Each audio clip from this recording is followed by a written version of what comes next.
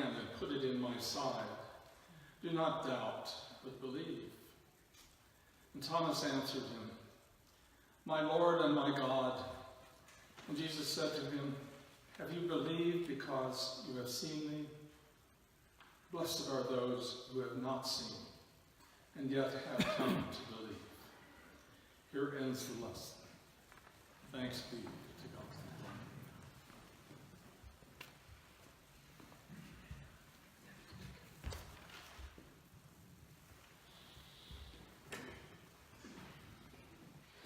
When he was in seminary, Will Willimon commuted every weekend to preach at a little church in rural Georgia.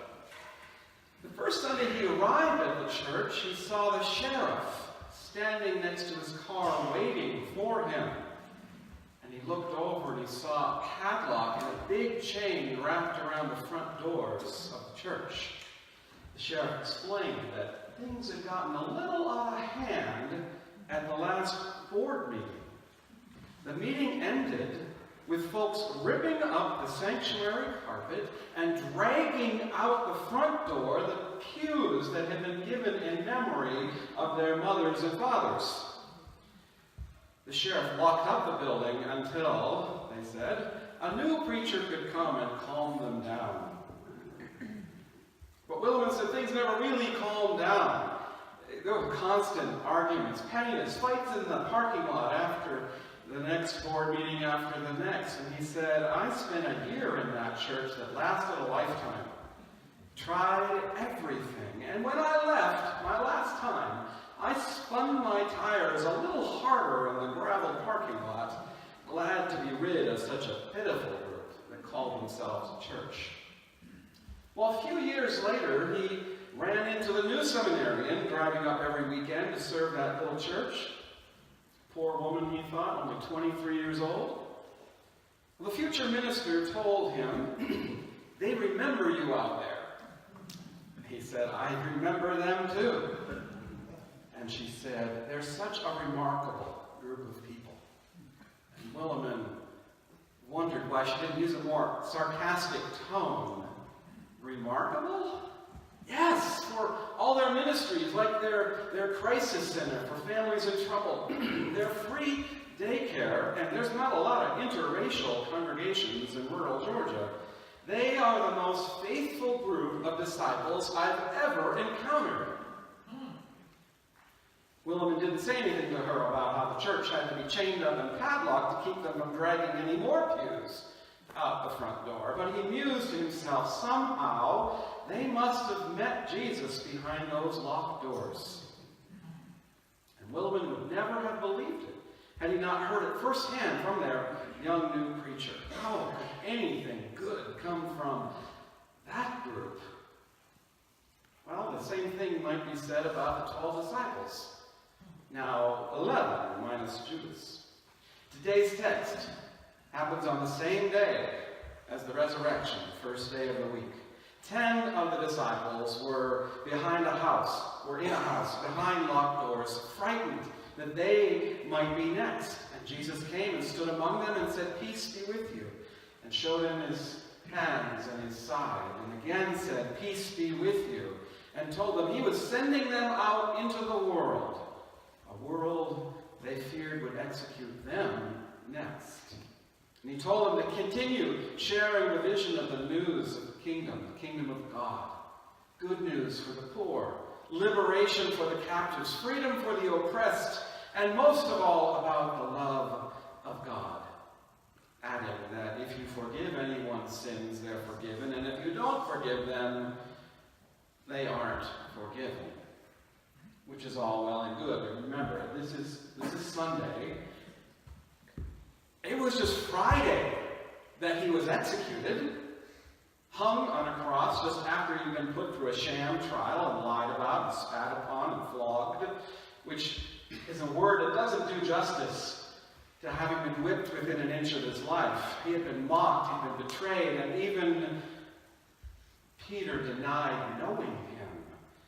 And while he hung on that cross, not one of those 11 remaining disciples stood below it with him. So, 2 days later, he's talking about forgiveness. Thomas might have doubted the resurrection. But what I would have doubted is anyone's capacity to forgive that quickly. I mean, rising from the dead, that's one thing. But forgiving someone who wasn't there for you? Which one's harder to believe, resurrection or forgiveness? Now, Thomas wasn't there to witness any of that. He told the 10 and the rest of the followers in the room that day, unless I can see it for myself, I won't believe. And ever since, we've known Thomas more for that single statement than anything else. And there isn't actually that much more to know. Other than appearing on various lists of the 12 disciples, also known as a twin, he is only mentioned one other time in the whole Bible, when a messenger came to Jesus to tell him that his dear friend Lazarus was dead, the brother of Mary and Martha. And upon hearing the news, the disciples all urged Jesus not to go to their house. This could be a trap to arrest him, and by extension, the rest of them. Arrest him, and we know whatever else might happen. But Thomas alone insisted they should go with Jesus, quote, that we may die with him. In that moment, he was the only disciple who didn't doubt, but dared to speak up. And then, with the disciples behind those locked doors, if you think about it, he's the only one who dared to speak up again. The one who dared voice his question. And far from just being a doubting Thomas, shouldn't he be given some credit as maybe daring Thomas, the brave, bold, and courageous disciple? Because, it often takes courage to be the only one to speak up and say, I'm not so sure about that. So in that same vein, and I'm not claiming any sort of courage for speaking about it, but I'm not so sure about Initiative 300 on our Denver ballots. And why so few people are questioning the $1.5 million story told almost exclusively by developers. For supporters, Initiative 300 is about undoing the criminalization of homelessness, one piece of which is the urban camping ban. And opponents of Initiative 300 will say it will destroy the city. And both sides agree. It will do little to nothing to address the growing number of people with no home in Denver. But can't we at least start by refraining from arresting people for not having a home? And that's a question asked by Nathan Woodley-Stanley. He's the head of the Colorado ACLU and a Unitarian Universalist minister. He says the Vote No on 300 campaign is using false and misleading scare tactics to paint an image of homelessness as out of control and encroaching everywhere. And Denver, he said, has got to get serious about creating real solutions. But in the meantime, human beings shouldn't lose their human rights just because they've lost their home. Whether it comes from this election or in any other form, citizens of Denver must undo the criminalization of homelessness and of poverty. Now, pieces and parts of it have been done. In December, Denver announced it would no longer charge defendants for GPS tracking ankle monitors before their trial. It wouldn't cause them to pay for those. And the city also eliminated many of its pre-trial fees after settling a lawsuit in December on behalf of a man who sat in jail for 5 days because he couldn't afford the little administrative fee. It was pieces and parts of the undoing. And I have to tell you, I don't know that Initiative 300 is the right solution, but I do know that it is wrong, let alone inefficient, to solve such complex issues with law enforcement. Now, I don't wish to demonize people who will vote no, the voters. I don't doubt the sincerity of people who wonder whether that is the right thing. but I do doubt the sincerity of those in charge of messaging for the opposition, because they have overplayed fear in the form of exaggerations of dire consequences. They're not only meant to frighten, but to confuse. Now, William Sloane Coffin, the fiery prophet of Riverside Church in New York City, once said, "You can't think straight with a heart full of fear, because fear seeks safety, not truth." I'll say that again. You can't think straight with a heart full of fear, because fear seeks safety, not truth. And I wonder, how might that be true for us in Denver? Perhaps fear seeks security, safety, like property values, not truth, such as that resting shouldn't be a crime. So Thomas, I don't think, should be disparaged for doubting. In fact, I could write a whole other sermon about my preference for doubt over certainty. We shouldn't disparage the disciples for being cowardly. I'm glad to know I'm in such good company. Instead, I'm grateful that Jesus still saw good in them, the possibility of transformation in them. I'm grateful he never gave up hope in them, and that his heart was so full of love and understanding for them. Because if you notice, Thomas wasn't chastised for doubting. Jesus simply said, "Okay, here, take a look." It's sometimes said that doubt is the opposite of faith, but doubt isn't the opposite of faith. I think doubt is the opportunity for faith. If we never wrestled with the whys and the how-comes of life, we would never grow into new and deeper understandings of the world and of ourselves. When we wrestle in the night with the angel, we are blessed for it, not weakened by it. Don't be afraid of doubt. Coffin said, "Fear seeks safety."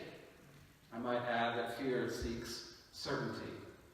And he continued, "A heart full of fear makes us feel weak and inadequate and small.